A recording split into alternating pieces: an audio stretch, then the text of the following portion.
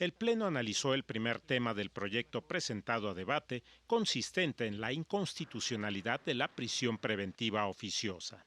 El análisis considera la inaplicación del artículo 19, segundo párrafo, última parte, de la Constitución Política Federal, mismo que comprende la prisión preventiva oficiosa por ser contraria a los derechos humanos que integran el parámetro de validez en el Estado mexicano.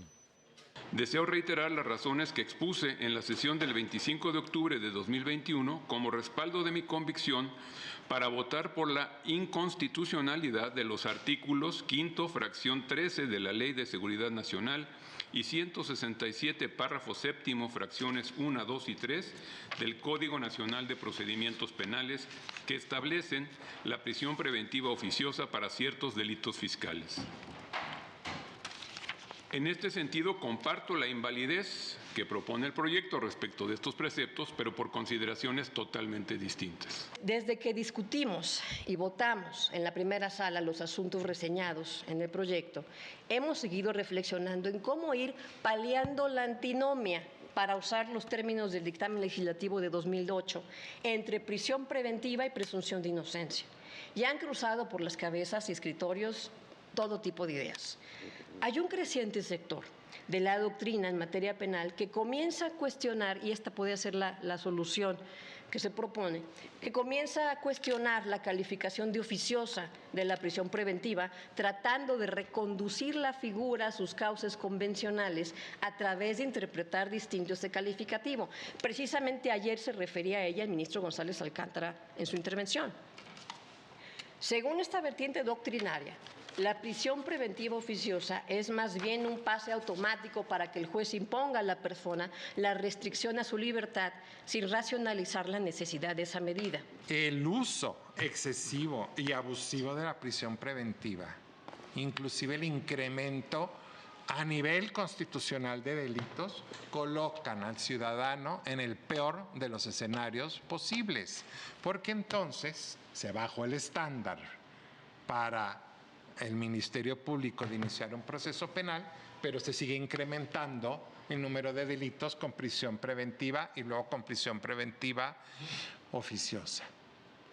Esto es lo más peligroso para la ciudadanía y eso es lo que los operadores jurídicos, e insisto, los legisladores tienen que tomar en cuenta. No es doctrinal.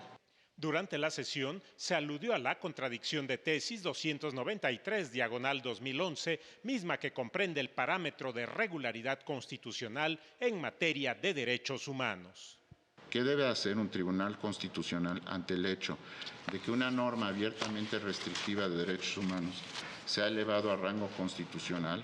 ¿Cómo convive el artículo 19 constitucional, que contiene la figura de prisión preventiva oficiosa, con la garantía orgánica del artículo 16, párrafo 14, y consecuentemente con el principio de presunción de inocencia, protegido por el artículo 20, apartado B, fracción primera de la Constitución?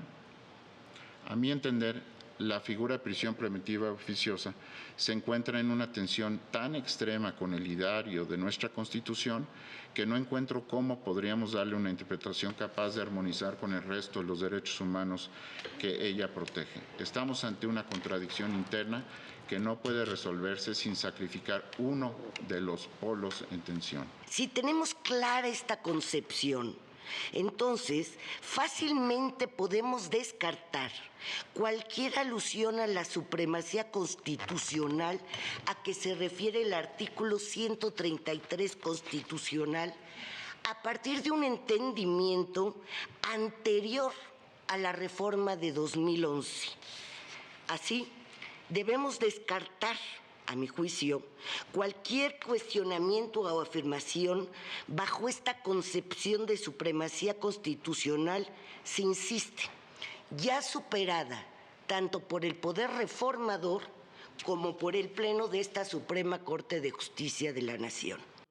En el debate se hizo referencia al artículo primero constitucional que establece el principio pro persona y la obligación de todas las autoridades del Estado mexicano para que, en el ámbito de sus competencias, promuevan, respeten, protejan y garanticen los derechos humanos. condenamos a la gente a los infiernos que son las cárceles mexicanas y les hacemos perder la esperanza, sin que un juez haya valorado si hay elementos que justifiquen que deben estar en prisión mientras se lleva a cabo su proceso. A mí esto me parece, por supuesto, inconvencional, me parece contrario al sistema de derechos humanos, me parece contrario al artículo 1 constitucional y me parece profundamente injusto.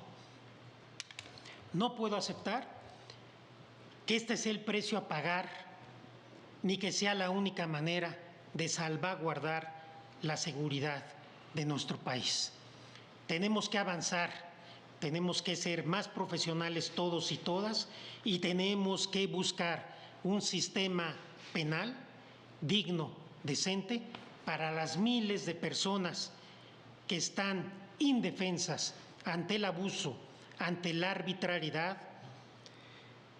que se sufre todos los días, lamentablemente, por los institutos de persecución del delito a lo largo y ancho de todo el país. La discusión del asunto continuará en la siguiente sesión del Pleno de la Suprema Corte de Justicia de la Nación. Poder Informativo, José de Jesús Cruz y Baja.